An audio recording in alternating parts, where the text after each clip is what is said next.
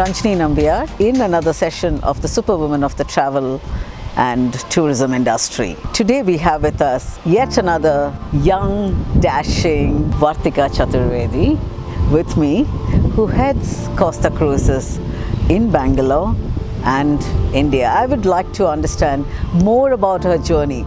I've seen Vartika for many years. I've known her for many years. I've known her since her Globus days, but I'm sure there is a journey to it prior to that. And what's her future?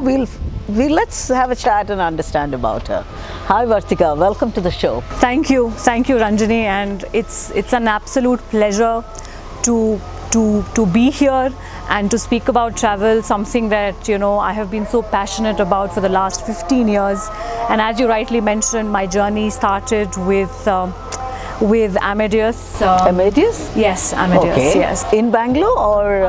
I was actually based out of Lucknow. It's actually a funny story. When I was a fresher, usually you have these ideas in your head that you'll be welcomed by seniors and you'll get a set and you will know what to do. But I was told you have to go to Lucknow and set up the office for Amadeus. Okay. So that's how my journey started, and that's when I started taking up new things and new challenges, in my life. Okay. So yeah, from there, got married, moved to Bangalore, and that's when my Globus journey started, where I worked with them for 11 years. And I'm extremely proud that the company gave me the opportunity, and I am extremely happy that I could build a market like that for them. I know, everybody knows. I mean, when you talk about Globus, I think everybody knows Vartika, and I'm sure they would be associating with you on. Yes.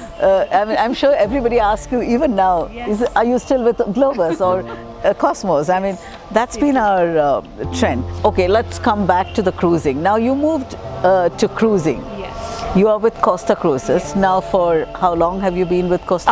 I've been with Costa Cruises for the last year. Okay. And it's been splendid, selling land for so long and moving to cruises. It actually opens up a new market for you, and it gives you a lot more breaks into a lot more travel agents who probably were not very open with Globus and Cosmos, or not understanding. But then with Costa, I've been able to, because we had India sailings, we have Dubai sailings, and we have Europe, so I've been able to segment and meet many agents, a lot more business, many agents. Sure. And of course a lot of corporates as well, because we do a lot of MICE movements. You do. Yes. And Costa, if you look at it, I always wondered, cruising was all about retired people's travel, right? I mean, always, that's been the perception. Yeah. But how do you scale up? How did Costa scale up for the global millennial traveler? First of all, I go for sales.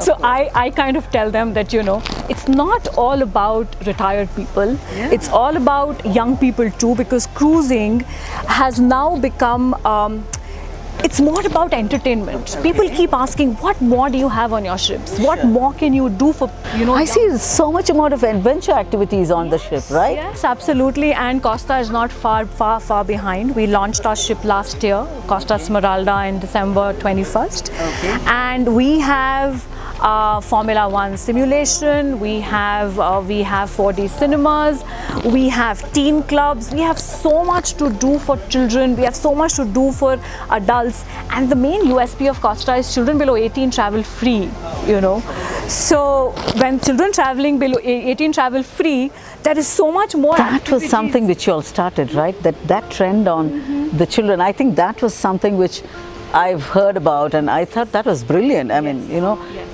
I know that a lot of families do not like to travel, and when they look at the cost factor, they would say, to take these two children adds on to the cost. I think Costa broke that. Yes, we did, and we've had a lot of people asking us that, how do you do this, and so I said that's my differentiating factor. Not only the ships, but giving a family a holiday. Absolutely. We are an Italian liner, so we believe in that family holidaying, And another USP is if people love pizzas, if people love their pastas, we make our own pizza doughs on the ship. Oh, wow. That's one of our USPs, and children love it. We have gelatos, we have pizzas, we have pastas, something all millennials, all young people relate to. Now coming into the women empowerment. Yes. In the travel industry, and especially with Kosta, do they give you a lot? I mean, does the organization believe in women empowerment? You will be surprised. We have 25 people in our Mumbai office, and out of which only 4 are men, including the office boy. Rest, all of them are women, from operations to sales to people to head it. Everyone is a woman. So as soon as you enter the office, there is a whole women empowerment just like comes into you. Decision making comes automatically. It's also headed by a lady, right? Yes. The CEO of the organization in India is a lady. And Kosta has, I think I'm sure you would know because you are heading Kosta. Do they look at sustainability? The organization, the cruising as such, are they believe in sustainability? Actually, that's a very good question, and I think it's a very important question, very, very relevant that we should ask ourselves. But the ship that I was speaking about, that sailed her maiden voyage on 21st December.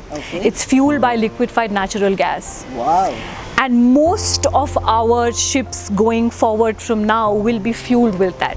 Wow, that is super impressive. So our first and foremost mission with Kosta is to keep the Mediterranean clean for future generations to come. That is so good. Yes. As an organization, in fact, that's something, if you look at Kerala and if you look at everybody, these houseboats, when they spoil the backwaters, we talk about that. Yes, so I'm sure that we need to worry about these factors and for our future generation.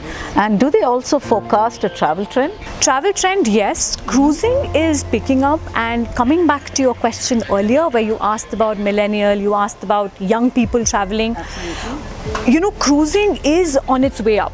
Okay. Because it gives the family the entire package. It gives husband and wife their alone time. I know. It gives kids their alone time, and it also gives them entertainment, so they don't have to worry about what food to eat, or if you actually take a land tour, the parents have to really worry about how to keep the children entertained. Having said that, land tours are also interesting, but cruising gives you that whole total thing together. Absolutely. For the family, for the children, everyone together. So cruising is definitely going up, and I think travel trends up, and I think cruising will do absolutely well in the coming times. Yeah. Do you believe in a lot of mentorship and networking opportunities? I actually do. I've had a couple of trainees who have contacted me from a couple of universities, or maybe interns at Thomas Cook. And when I used to meet them for sales, they would always take my number, and they would always call me later and ask that how do we sell the product and how do we do things differently. If we don't want to become a regular travel agent just issuing tickets, what more can I do? So I have been very, very fortunate, and I have touched lives of a couple of kids like that, and I would love to see them do really, really well and make hospitality one of their choices, not by accident, but a choice, definitely. Thank you so much for such an engaging conversation, Vartika. It's such a pleasure having you on my show. Thank you. And as a friend, we'll stay in touch. Yes. Thank you. Thanks a lot, Ranjini. Thanks a lot. And if you like this video, I'm sure which you would, like, subscribe and share.